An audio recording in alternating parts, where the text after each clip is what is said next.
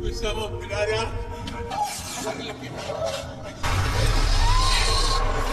तो हेलो दोस्तों, welcome to हॉररलैंड। तो आज मैं आपके लिए एक ऐसी मूवी लेकर आया हूँ जो कि डिस्टर्बिंग होने के साथ साथ हॉरर और स्लेशर मूवी भी है। इस मूवी का नाम है लूसिफेरिना और ये एक स्पेनिश मूवी है। मूवी की IMDb rating 4.3 out of 10 stars है। लेकिन ये मूवी एंड में एक ऐसा मोड़ लेती है जो कि आप सोच भी नहीं सकते होंगे। साथ ही आपको वीडियो के एंड में मूवी से जुड़ी कुछ ऐसी बातें बताऊंगा जिसे जानकर आपको लगेगा कि ये मूवी बहुत ही ज्यादा दिलचस्प मूवी है।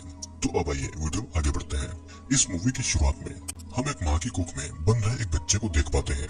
साथ ही हमें किसी मंत्र की आवाज भी सुनाई देती है। सीन ये से शिफ्ट होता है और अगले सीन में हम एक 19 साल की लड़की नटालिया को देखते हैं जो कि नन बनने की ट्रेनिंग ले रही थी। नटालिया जब किचन में होती है तो उसे एक अजीब सा लड़का लुकस दिखाई देता है और वो उसके पास में आता है और नटालिया से कहता है कि तुम यहाँ से जाने वाली हो। लेकिन नटालिया कहीं नहीं जा रही थी तो उसे लुकस की बात अजीब लगती है। लेकिन फिर भी लुकस उसे अपना लॉकेट देता है और ये कहता है कि ये लॉकेट उसकी रक्षा करेगा। नटालिया को कुछ भी समझ नहीं आता है लेकिन फिर भी वो उस लॉकेट को अपने पास में रख लेती है। फिर अब नटालिया को चर्च की सुपीरियर नन बुलाती है और कहती है कि उन्हें ऐसी खबर मिली है कि नटालिया के घर में कुछ एक्सीडेंट हो गए हैं जिसमें उसकी माँ की मौत हो गई है और नटालिया का पूरा परिवार उसे ढूंढ रहा है क्योंकि नटालिया 2 साल पहले अपने घर से भागकर इस चर्च में आ गई थी। नटालिया अभी भी अपने घर नहीं जाना चाहती थी लेकिन सुपीरियर नन उसे कहती है कि उसे यहाँ से जाना चाहिए।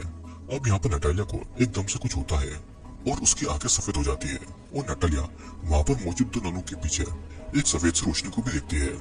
दरअसल नटालिया को अक्सर ऐसा होता था और इसका कारण आपको थोड़ी देर में समझ में आ जाएगा। अब नटालिया चर्च से अपना सामान लेकर अपने घर की ओर निकलती है जो कि दूर शहर में था। अब रास्ते में उसकी बस में नींद लग जाती है और उसे सपने में एक डरावनी सी औरत नजर आती है जिससे कि वो जाग जाती है। नटालिया फिर शाम को अपने घर पर पहुंचती है और वो अपने घर पर अपनी बड़ी बहन एंजेला के बॉयफ्रेंड माउरो को देखती है जो कि नशे में धुत था।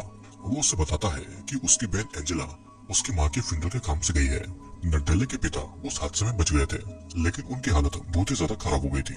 फिर नटालिया अपने पिता से मिलने के लिए ऊपर एटिक में जाती है जहाँ पर उन्हें एटिक में रखा गया था।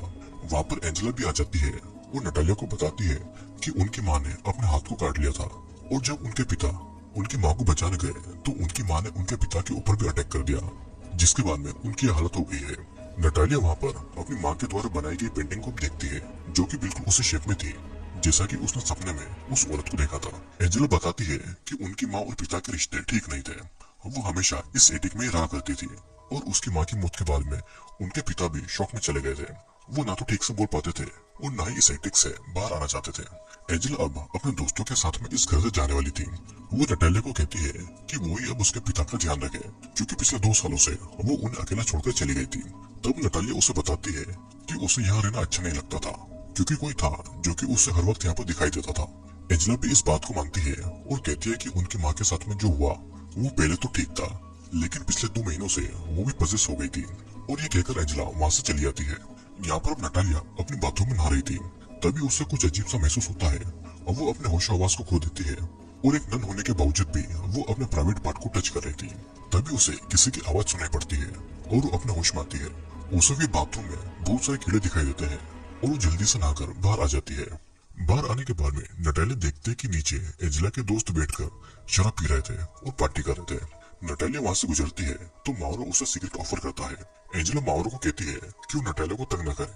फिर माउरो नटालिया से पूछता है कि क्या सभी नन सच में वर्जिन होती है और क्या नटालिया भी वर्जिन है, जिसके जवाब में नटालिया उससे हाँ कहती है। सभी दोस्त नटालिया का मजाक उड़ा रहे थे और एंजेला अपने बॉयफ्रेंड को ऐसा करने से मना करती है तो इसलिए माउरो